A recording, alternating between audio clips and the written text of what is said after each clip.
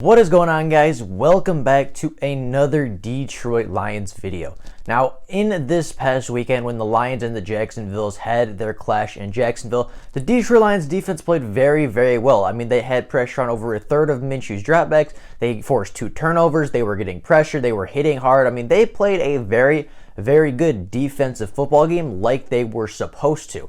However, even with the recent success, even with the addition of more blitzing and simplifying the defense, and the defense having honestly quite a solid performance in Sunday's game, a lot of Lions fans aren't so confident going into Atlanta. A lot of Lions fans think that, yeah, it's great that we played well against Jacksonville, but Jacksonville's no good, so how are we going to play against a real offense? How are we going to play against a top 10 pass offense? How are we going to play versus a good run offense? Like, people just aren't quite convinced yet that this defense can be legit. And in today's video, I just wanted to go over that really quick, talk about whether or not I think the Lions can repeat their performance that they had in Jacksonville, whether or not if they do the same thing, it will be as effective, more effective, or less effective, and just kind of go over what I think the defensive game plan should be to be effective versus the Atlanta Falcons. Now, before we do get into this video, if you are new to the channel and are enjoying this Detroit Lions content, consider liking the videos and subscribing to the channel. It only takes 2 seconds out of your day to do so, and it would help the channel out a lot. It helps me push this channel out to more Lions fans and more NFL fans such as yourselves. So if you could do that, I would be greatly appreciative for it. But with that being said, let's get into talking about this defensive scheme and whether or not the Detroit Lions can repeat their defensive dominance from Week 6.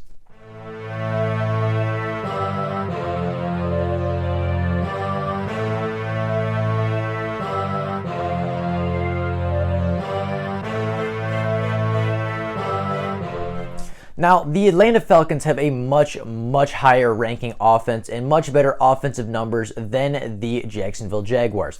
Now, the Atlanta Falcons have a phenomenal pass offense, as throughout 6 games this season, they have passed for over 1,747 passing yards, which is second in the NFL. They have 11 passing touchdowns, which is tied for 9th in the NFL. And Matt Ryan has only thrown 3 interceptions on the season, which is not a lot.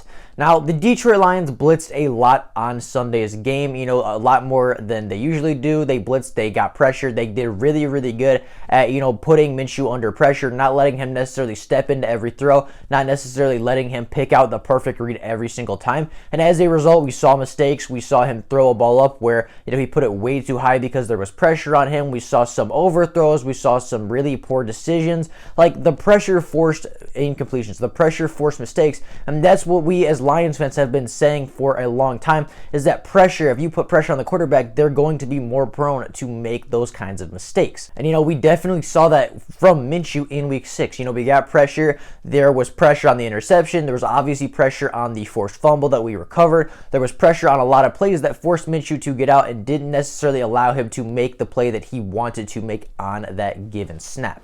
Now, Minshew, in my opinion, is not a bad quarterback. I don't know how everybody else feels about Gardner Minshew, but the one thing that I noticed when we were playing him is that Minshew is very good at extending plays. There were 3 or 4 different times where the Lions sent a fantastic blitzing package. They had guys running straight through to Minshew, and Minshew, kind of stepped back, stepped forward, evaded the blitz, did a very good job of, just getting out of pressure, did a very good job of avoiding Lions defenders. And, even though it might have led to a good play or a, really big defensive stand by the Detroit Lions, a big hit, maybe it just didn't allow them to pick out that deep shot down the field.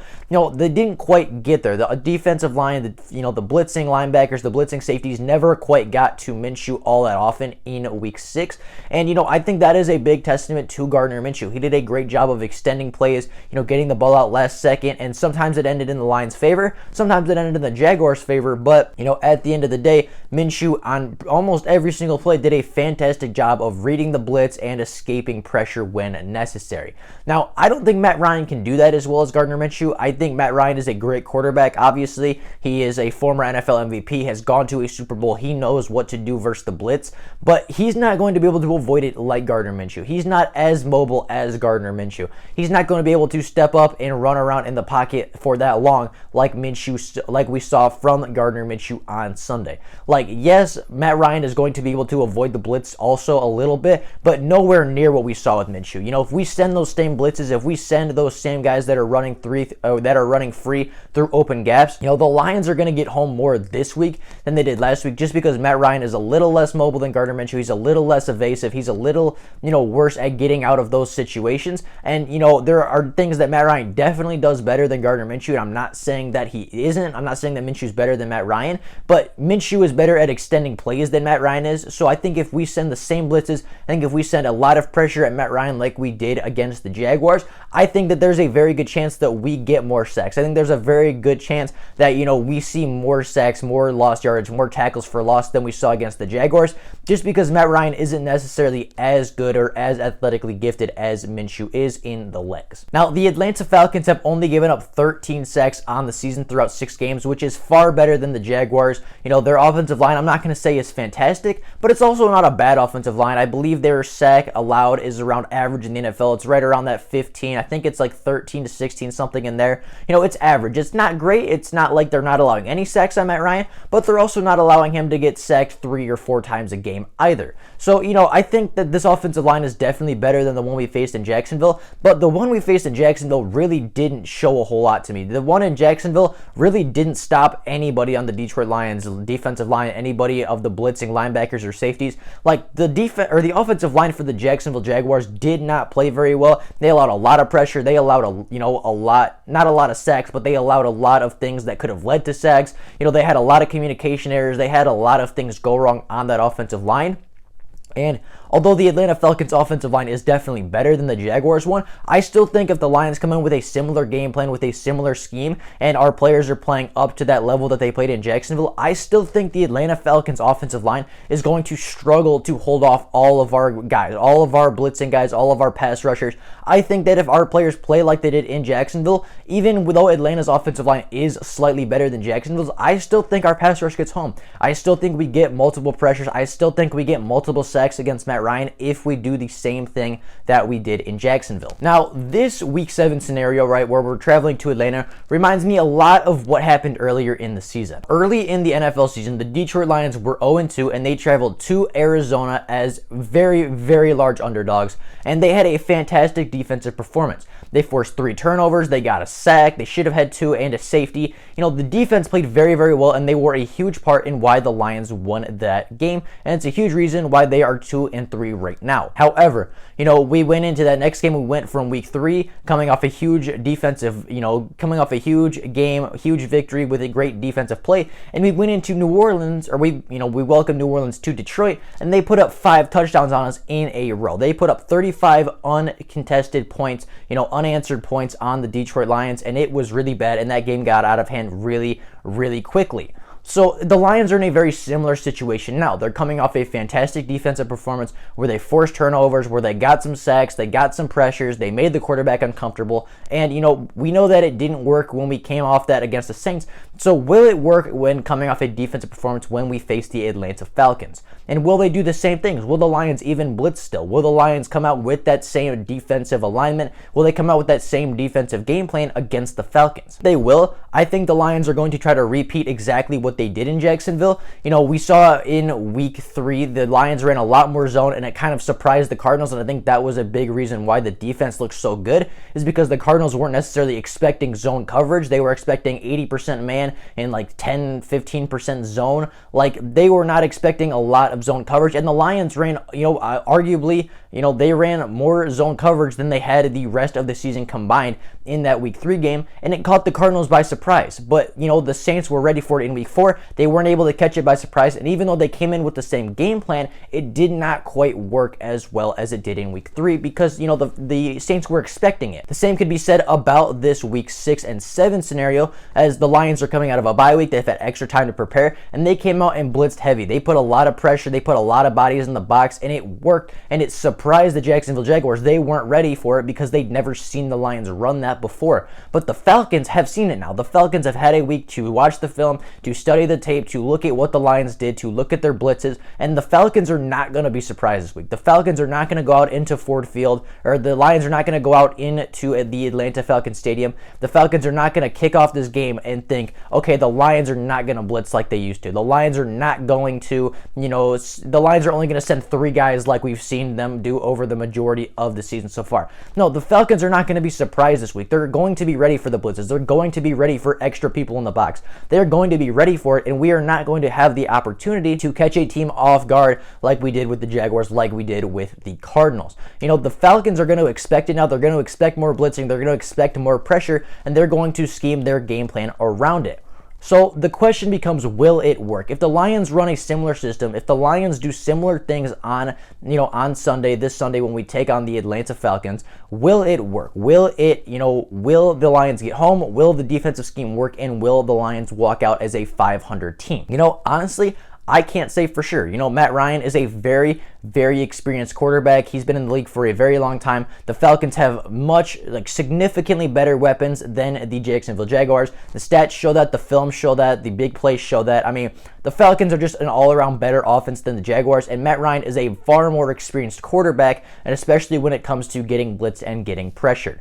Now, I don't think the defense will work as well against the Atlanta Falcons. The Falcons have seen it now. They have more time to prepare than the Jacksonville Jaguars have. They have far superior firepower on the offensive side of the ball than the Jacksonville Jaguars had. But I still think the Lions can get some plays. I still think the Lions, if they do continue to blitz, if they do continue to send pressure, they can still get home. I think they can still put pressure on Matt Ryan. I think they can still force some aired throws, and I think they can still force some turnovers, even against an Atlanta team that is coming off a huge victory, and an Atlanta team that's coming in with a lot of confidence because they just smoked the Minnesota Vikings. Haha, Minnesota sucks. But, they're coming with a lot of confidence. They're coming off a huge win. They're coming off a game where their offense and defense both played well, kind of like the Lions. And, it's going to be very tough because this team is so explosive and this team is so good on offense. They have so much talent that I don't know if our defensive plan is going to work, but it has to. And, if you look at some of the great defenses over the years, if you look at the Legion of Boom, for example, in the 2013 season, their defense wasn't super complicated. Their defense wasn't, having 121 different personnel packages. They weren't sending crazy blitzes and stunts and all this kind of stuff. They ran a basic cover 3 for a majority of the year, but they ran that and they said to the offense, okay, beat this then. If it's so simple, why don't you just come out and draw something up that beats this defense? And at the end of the day, that team was so good and that coaching staff and that team played so well that even though, fans and teams knew what the Seahawks were going to run for a majority of the game, they still couldn't beat that Legion of Boom defense. I'm not saying that this team is the Legion of Boom. I'm not saying that they're going to be an elite defense. I'm not going to say that they're going to go down as the greatest defense in history, or arguably so. But my point in saying that is that the great defenses and the good defenses of the NFL don't necessarily need great, schemes. They don't necessarily need to go out and confuse the defense or confuse the offense. They don't necessarily need to run 100 different looks on defense. They can do what they would do. The great defenses have their tendencies. Every defense has their tendencies. But the great defenses go out and, despite the offense knowing likely what they're going to do on a given play, defense is just better. The defense just straight outplays the offense on every given snap, and that's what separates defenses. The effort and the ability to just outplay your opponent, even if they know what you're going to do, even if they have a suspicion what your defense is looking like. If you can just outplay them, if you can just outmuscle them and outwork them, 8 times out of 10, you're going to win the football game. The Lions went into Jacksonville last weekend wanting a win. They were hungry for it. They wanted it more than the Jacksonville Jaguars, and that is why they look so dominant. So for the Lions to go into Atlanta and do have a similar result, walk out as a 500 team, they need to do that exact same thing. They need to walk in with that same energy, that same swagger, that same confidence. They need to hit just as hard, if not harder. They need to blitz. They need to get home. And can the Detroit Lions win this game? Can they repeat their defensive performance? They absolutely can. The defense that the Lions ran on Sunday versus Jacksonville was not a complicated one. It did not have 120 different personnel packages. It did not have a ton of substitutions and a ton of rotations and a ton of different roles for a bunch of different guys. It was a simple defense that left the best players on the field and let those players go make plays for the team. And that is exactly what we have been saying as fans for a very, very long time. So can the Lions go in and win? Can the Lions go in and repeat this fantastic defensive performance? They absolutely can. Will they? I can't guarantee that as of right now. I got to see more out of the defense before I can say that this team is going to be elite, but they absolutely can. If they come in with the same confidence, the same, strategy, the same aggression, the same ability, they can absolutely go into Atlanta and walk out as a 500 football team. Now, with all that being said, that is all I got for you guys today. I hope you guys enjoyed the video. Have an absolutely fantastic rest of your day. If there is Lions news before tomorrow, then I will obviously make a video letting every single person know. But if there is no Lions news, then that is all I got for you guys right now. Hope you guys enjoyed the video, and I will see you all tomorrow with more Lions content. Bye, guys.